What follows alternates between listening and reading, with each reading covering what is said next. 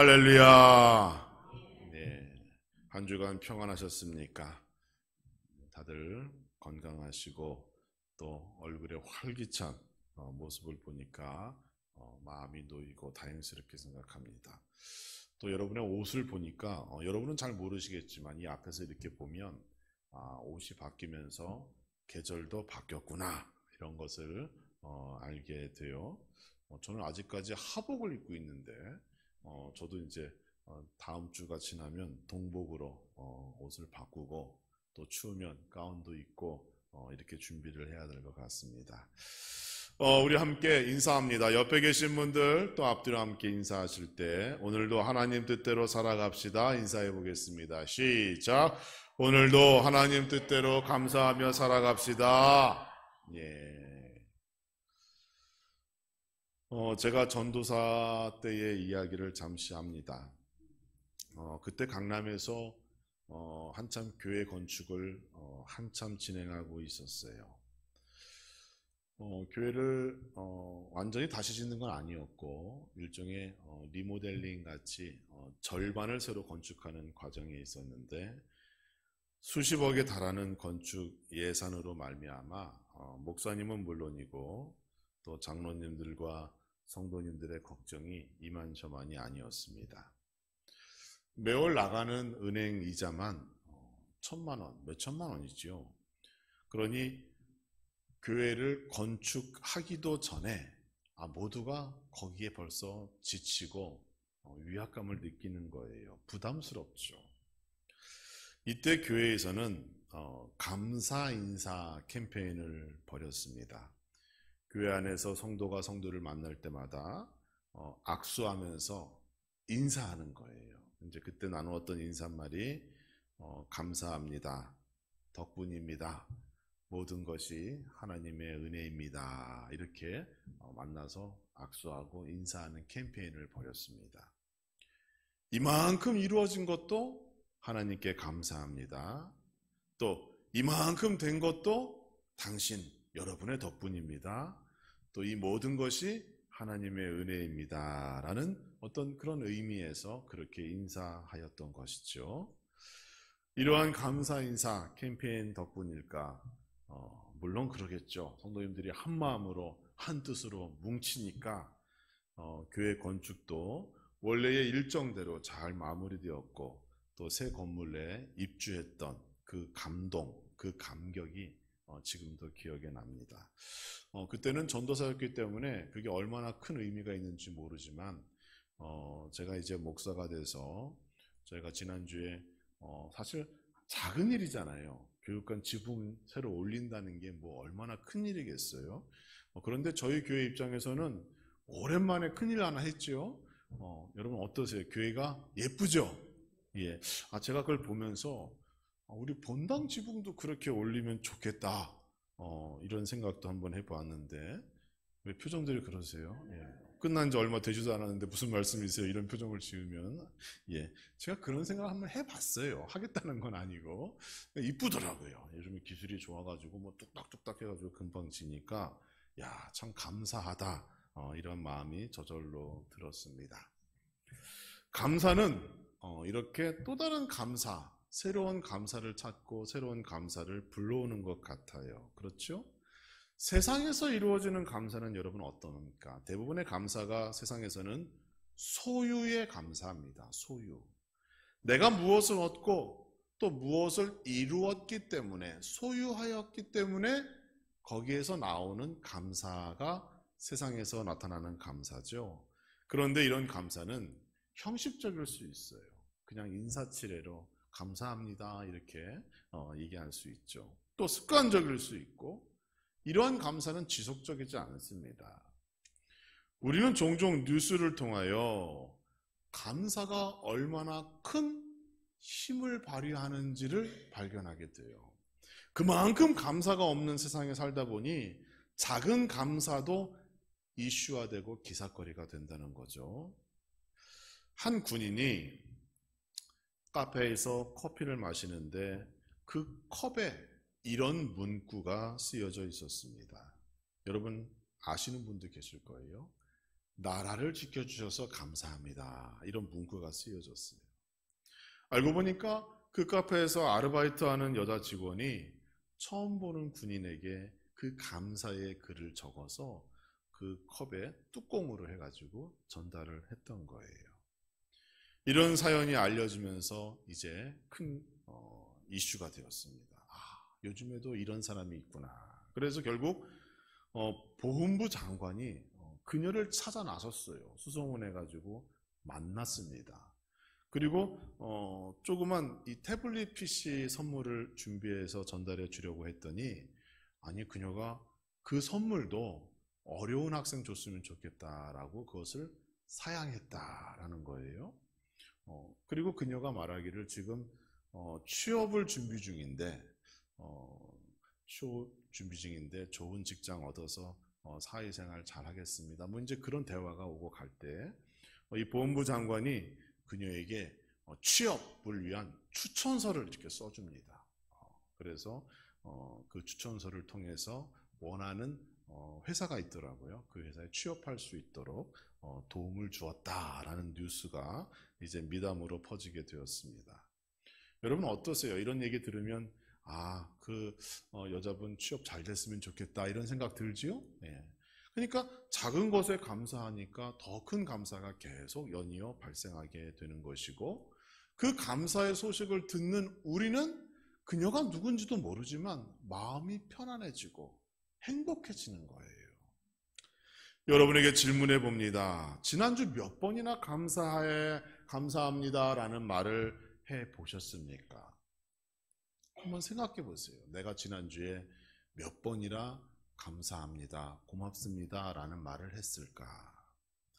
우리 함라중앙교회 성도님께서는 만날 때마다 만나는 사람마다 이 감사를 나누고 또 그 감사가 새로운 감사를 불러온다는 믿음을 가지고 살아가는 복된 성도가 되기를 주님의 이름으로 축원합니다. 데살로니가 전서 5장 16절, 17절, 18절의 말씀 참 유명한 말씀이에요. 여러분 잘 아시죠? 16절은 뭐예요? 항상 기뻐하라.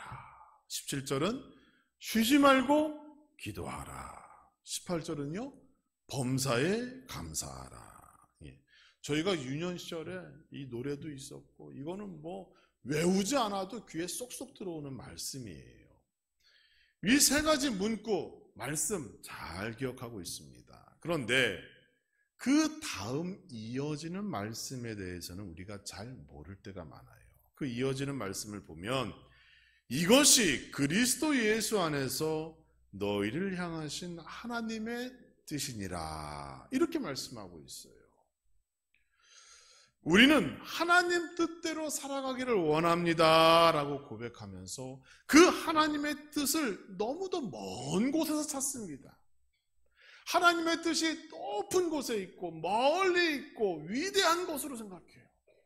그래서 하나님의 뜻대로 사는 것이 정말로 어떤 신앙의 결단, 연륜, 경륜, 경험, 지식, 지혜 이런 것들이 있어야 하나님 뜻대로 살아갈 수 있다라고 생각해 보고 있어요. 그러니까 하나님 뜻대로 산다는 인생이 힘들 수밖에 없는 겁니다. 그런데 여러분 어때요? 오늘 본문 말씀 보니까 항상 기뻐하고 쉬지 말고 기도하고 범사에 감사하라. 이게 하나님의 뜻이래요. 쉬워요? 어려워요? 쉽죠. 너무도 쉬워요. 이렇게 간단하고 쉬운데 그 뜻을 너무도 먼 곳에서 찾다 보니까 우리가 이 가까이에 있는 이 진리를 제대로 알지 못할 때가 많다는 겁니다. 그러고 보면 하나님께서 우리에게 원하시는 그 뜻이 어렵지 않다는 것을 다시 한번 깨닫게 됩니다. 제가 몇 가지만 말씀해 볼까요? 동산 중앙에 있는 나무의 열매는 먹지 말아라. 여러분 어려워요? 먹지 말라는데 쉽잖아요. 또 너와 내 온 집은 방주로 들어가라. 여러분 어려워요? 그냥 들어가면 되는 건데요. 또 내가 선 곳은 거룩한 땅이니 내 발에서 신을 벗으라 하나님께서 모세에게 하신 말이에요. 어렵습니까? 쉽습니다. 먹지 말라. 방주로 들어가라. 좁은 문으로 들어가라. 신발을 벗으라. 얼마나 간단해요.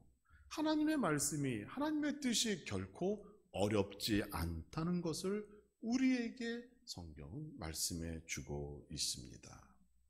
하나님 말씀에 순종하는 것은 어떤 자격이나 조건이나 지식이나 경험이 있어야 지켜지는 게 아니에요. 여러분 잘 보세요. 그 말씀, 선포된 말씀만 잘 청종하면 누구나 하나님 말씀대로 살 수 있고 누구나 하나님 뜻대로 살 수 있는 거예요. 그리고 누구나 그 말씀에 순종하고 뜻대로 살면 약속된 축복을 받을 수가 있는 겁니다. 이게 얼마나 행복한 축복의 원리고 하나님께서 우리에게 원하시는 성도의 삶의 모습입니까? 그런데 우리가 너무도 이것을 어렵게 생각하고 있다는 겁니다. 오늘 읽은 본문은 너무도 분명한 하나님의 뜻을 우리에게 전해주고 있습니다. 뭡니까? 감사입니다. 감사. 감사가 곧 하나님의 뜻입니다. 감사의 삶을 통하여 하나님 뜻대로 살아가는 여러분 모두와 교회 되기를 주님의 이름으로 축원합니다. 그동안 감사하는 게 힘들었다고요? 여러분 10월입니다. 추수의 계절이에요. 무엇인가 수확하고 무엇인가 우리가 얻을 수 있는 계절이 되었어요. 그러니까 그것을 통해서 우리가 감사를 시작해 보면 결국 우리의 삶은 더 감사의 삶으로 나아갈 수 있는 기회를 이 10월 한 달 동안 얻을 수 있다는 겁니다. 여러분 삶 가운데 이 10월 한 달 동안 이러한 감사의 조건을 찾으시고 더욱 감사의 삶으로 나아가는 여러분 되기를 주님의 이름으로 축원합니다.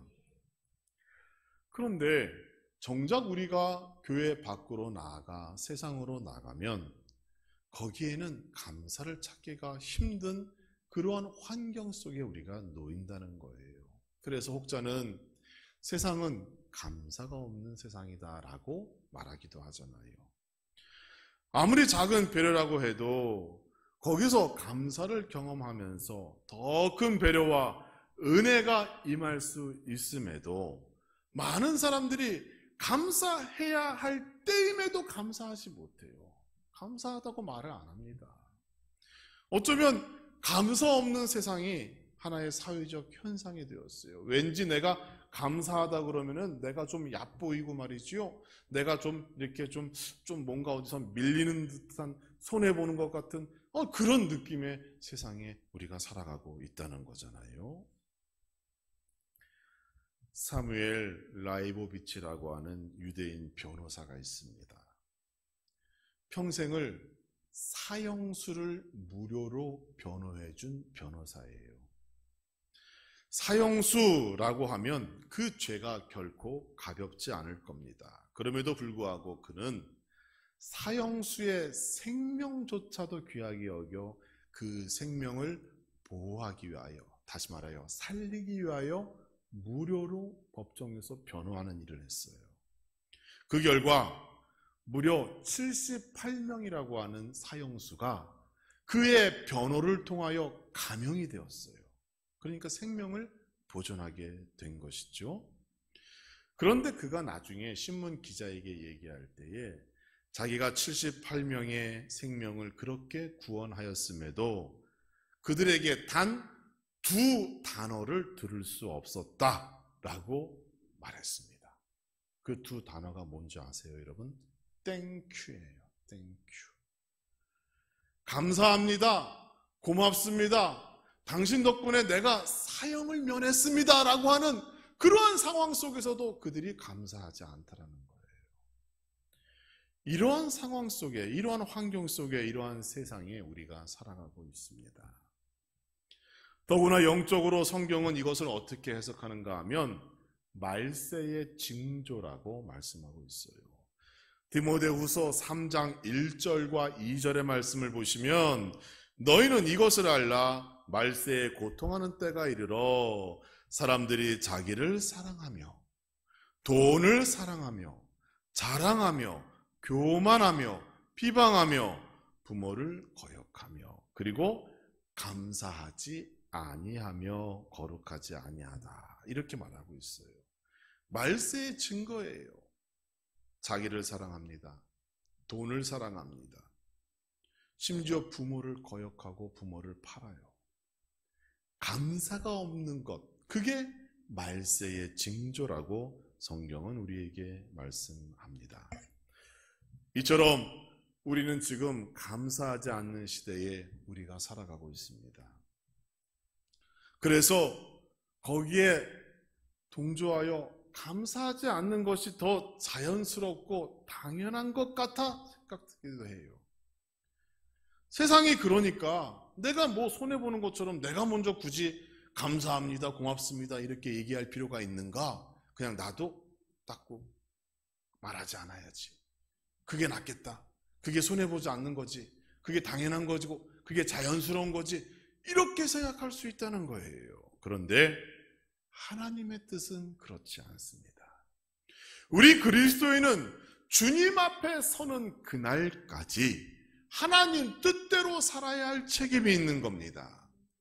말세의 때가 자기를 사랑하고 돈을 사랑하고 부모를 거역하는 일이라 할지라도 그것에 순응하고 따라가는 삶이 아니라 우리는 하나님 뜻대로 살아가야 할 책임이 있다는 것 명심하시기 바랍니다.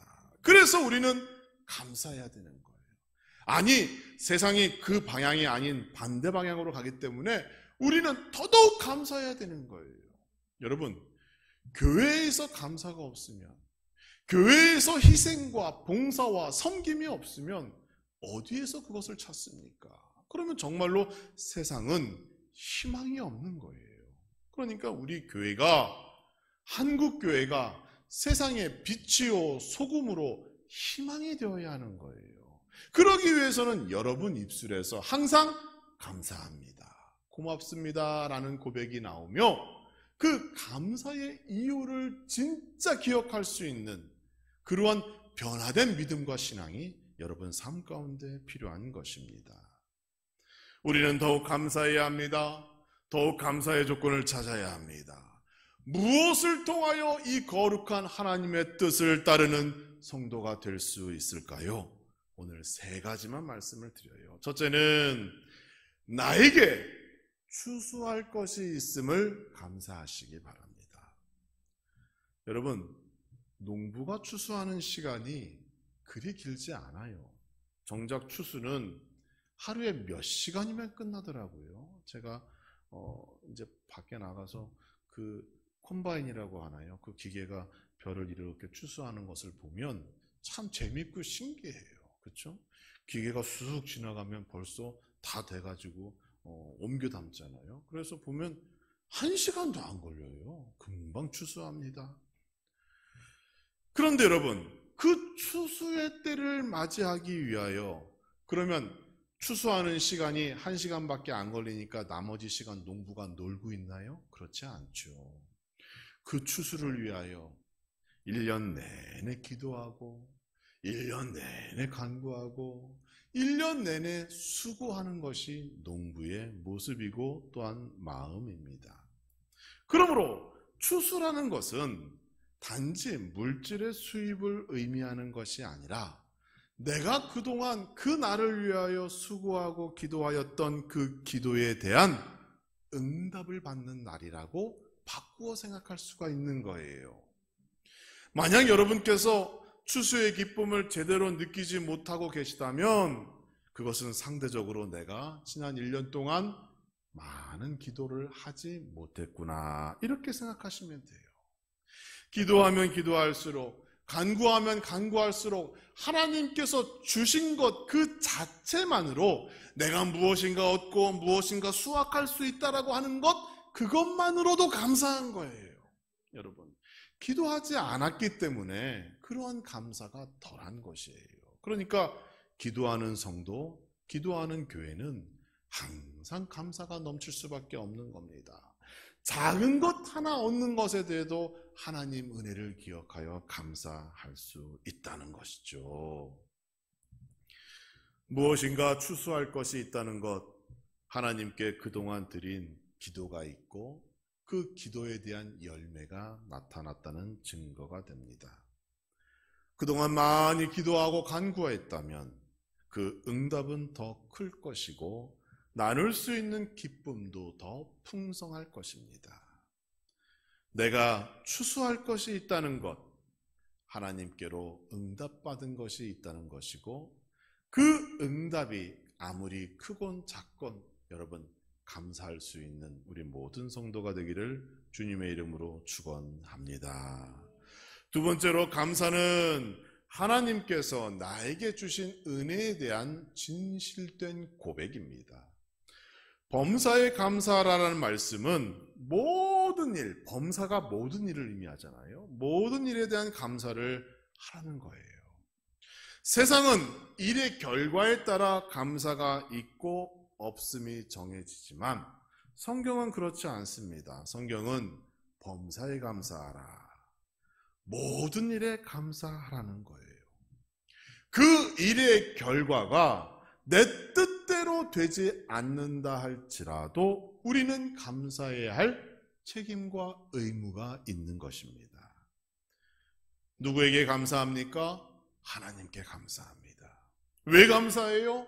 나에게 지난 한 해 은혜를 베풀어 주셨기 때문에 감사밖에 없는 거예요. 비록 지난 인생이 슬프고 고달프고 괴로운 그러한 시간이 있다 할지라도 또 병이 들어서 힘들고 아팠던 그러한 기억이 있다 할지라도 우리 하나님께서 우리에게 주신 그 은혜를 기억하면 여러분 감사할 것이 너무도 많다는 것, 또 사실 그것밖에 없다는 것이 우리의 진실된 믿음의 고백인 줄 이 시간 고백합니다. 그래서 성경은 뭐라고 말합니까? 범사에 감사하라. 다른 말로 얘기하면 네가 받은 하나님 은혜를 기억하라. 이렇게 우리에게 권면하고 있는 겁니다. 어떤 일을 하든지 우리는 그 일이 내가 계획하고 내가 결정하고 내가 이룬 일이라고 생각하기 쉽습니다. 그러나 세상에는 우연이란 없어요. 모두가 하나님께서 계획하신 거예요. 창조주 하나님께서 여러분의 삶에 개입하사 여기까지 인도하신 겁니다. 그러한 믿음을 가진 자가 진정 복된 자인 거예요, 여러분. 그러한 믿음을 가지세요. 나의 뜻대로 생각하고 내 마음대로 행동하면 여러분 거기엔 감사가 없습니다. 왜냐하면 그 결과가 좋을 때도 있고 나쁠 때도 있기 때문이에요. 그러나 하나님 뜻대로 생각해 보면 우리는 하나님 은혜를 받은 존재로서 감사하지 않을 이유가 없는 겁니다. 모든 것이 감사한 거예요. 그래서 성경은 우리에게 범사에 감사하라. 그것이 하나님의 뜻이라고 말씀하고 있는 겁니다. 또 한 가지 감사는 마음이 아니라 여러분 입으로 증거되는 감사가 진짜 감사입니다. 누가복음 17장을 보면 10명의 나병 환자가 나오지요. 모두가 예수님을 만났어요. 그들의 소원, 병이 고쳐지는 거죠. 그런데 예수님께서 네 몸을 제사장에게 보여라. 즉 병이 고쳐졌다라고 선언하였습니다. 그런데 성경을 보니까 달려가던 중에 자기의 몸이 깨끗함을 입었다는 사실에 다시 돌아와 감사한 사람은 몇 명이에요? 단 한 명이었습니다. 나머지 9명을 다시 불러들여서 말이죠. 만약에 물어보면 뭐라고 했을까요? 그들이 그걸 꼭 말해야 알아요. 저희의 마음은 너무 감사하죠. 그런데 제가 바쁘고 먼저 부모님 만나고 싶고 가족 만나고 싶어가지고 내가 거기 간 거지. 예수님께 감사하는 마음 왜 없겠어요? 다들 아마 그렇게 얘기할 겁니다. 그런데 성경은 그걸 중요시하지 않아요. 한 사람만이 예수님께 돌아와 예수님 발 앞에 엎드려 감사의 고백을 하였다라는 것만 기억하고 있는 거예요. 그리스도를 믿어 구원에 이르는 길은 마음으로 믿는 게 아닙니다. 여러분 착각하지 마세요. 우리의 입으로 시인해야 되는 거예요. 시인해야 되는 거예요. 예수님을 하나님의 아들로 입술로 시인해야 합니다. 자기의 죄를 회개를 통하여 하나님 앞에 시인해야 되는 거예요. 속으로 그냥 대충 얼렁뚱땅 넘어가는 게 아니에요. 어느 한 가지가 빠지면 구원에 이를 수 없습니다. 입술로 주를 시인하고 입술을 통하여 자신의 죄를 고백할 때 온전한 구원의 역사가 나타나는 겁니다. 입술로 시인하지 않은 죄는 용서받을 수 없습니다. 입술로 시인하지 않은 사랑도 인정받을 수 없습니다. 입술로 시인해야 그 감사가 진짜 감사가 됩니다. 예수님께 돌아와 직접 입술로 감사의 고백을 한 그 한 명의 나병 환자에게 예수님께서는 누가복음 17장 19절에서 이렇게 말씀하십니다. 그에게 이르시되 일어나 가라. 내 믿음이 너를 구원하였느니라 하시더라. 그 감사의 고백을 듣고 예수님께서는 그에게 육신의 깨끗함 뿐만이 아니라 영혼의 깨끗함, 구원의 복까지 덤으로 주신 거예요. 율법에 의하면 나병이라는 병이 낫게 되면 다시 가족과 이웃과 사람과의 관계가 회복될 수 있습니다. 그러나 여기에 감사를 더하게 되면 여러분 사람의 관계뿐만이 아니라 하나님과의 관계까지도 회복되게 되어지는 놀라운 역사가 나타나는 거예요. 여러분 어떤 길이 더 복된 길입니까?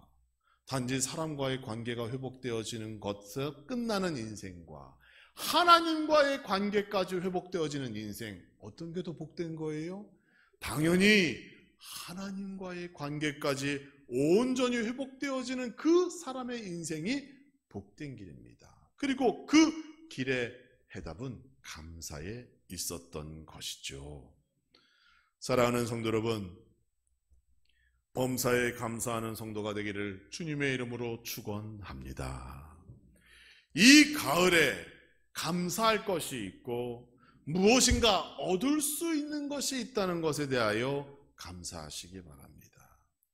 또한 감사를 통하여 하나님께서 지난 1년 동안 나에게 해주신 기도 응답과 은혜를 기억하며 그 은혜에 감사하는 성도가 되시고, 그리고 마음으로 끝나는 감사가 아니라 입술을 통하여 고백되어지는 감사를 통해 사람과의 관계는 물론이고 하나님과의 관계도 새롭게 이루어가는 그러한 축복의 10월 한 달 되어지기를 주님의 이름으로 축원합니다.